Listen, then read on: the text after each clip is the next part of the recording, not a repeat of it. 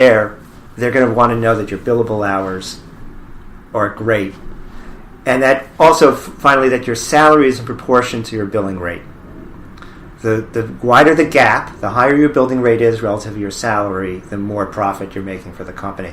A very strange thing that happened to me was, as we expanded, I was actually putting in more hours. Part of the reason for that was the buck would always end with me. So, whatever happened in the job, in the end, I was doing something very significant, and that was very unpredictable. As I could think what I was going to do the next 2 weeks, but that did not account for the 3 extra meetings and the draft report that was missed the mark. Okay. But the second reason why was the relationship between my billing rate and my salary was wider than the relationship between billing rate and salary for a starter. So the company made more money if I billed. Yeah.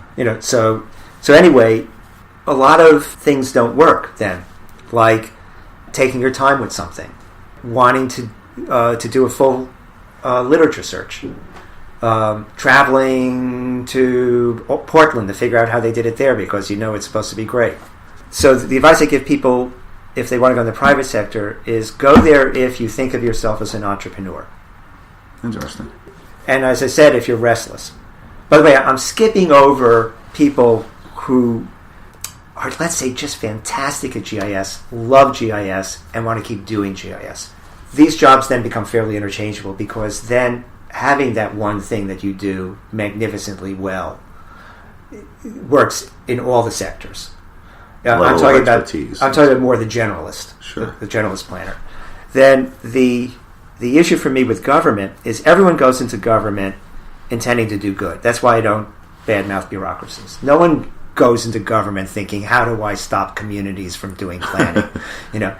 How do I serve the interests of developers? Yeah. That's not how people go into government. They go into government wanting to do good. So something happens in government if you meet bureaucrats who you think are not trying to do good as you define it. And I think what that has to do with the fact is in planning, maybe only 1 out of 4 things we recommend ever gets done. And when you're a consultant, you move on. You're done. You've left Hoboken and you've now gone to Bayonne. Yeah. And you leave that behind. You learn to say goodbye. When you're in a bureaucracy, you never say goodbye.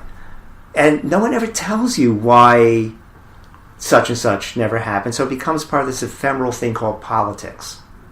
Sure. I don't know. They never did it. And so out of that frustration, I think, and chronic understaffing, because to my observation, planning is chronically understaffed. Out of that comes a frustration where you think if you control the information, you can at least have some power, and then that becomes a habit. So, and you're also not allowed to speak your own mind. I think that also has a funny impact. So, what I always tell the people who go into government is try to change your job. Just try to change your job every 5 years or so, and keep yourself fresh. Don't lose that idealism. Get a new perspective. Get a promotion or make a lateral move, whatever it takes to change up your game. And then for community and civic groups, by the way, government has the best benefit, and on an hourly basis, I would argue the best pay. Okay. Community groups have generally, and civics generally have low pay, has all the intellectual stimulation of consulting because the issues change more rapidly than, let's say, in government where you have a responsibility for the same issue, or like financing affordable housing. In the community group, it's this year it's affordable housing, next year it's crime, the third year it's this, the fourth year it's that. So you're constantly moving around, but you're told that you're on the side of the angels and that your civic cause, let's say it's parks, or your civic cause, let's say it's the Far Rockaway, is the most important thing in the world.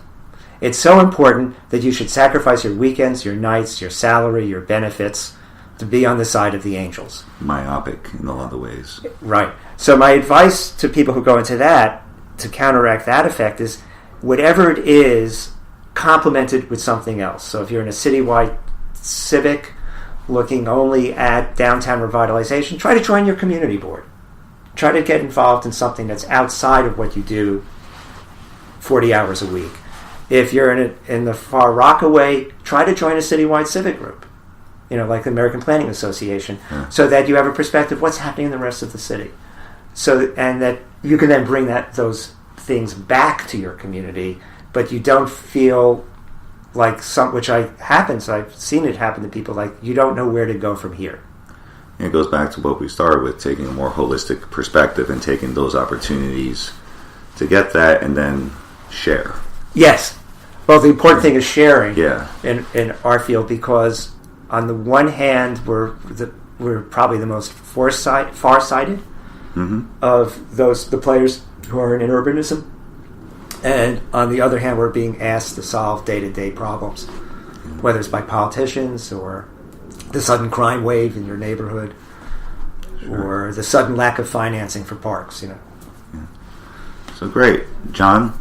Thank you for your time today. That's fun. Appreciate it as always, and thank you for joining us for our first episode of POV. We'll have our second episode posted sometime next month, and we hope you join us. Thank you.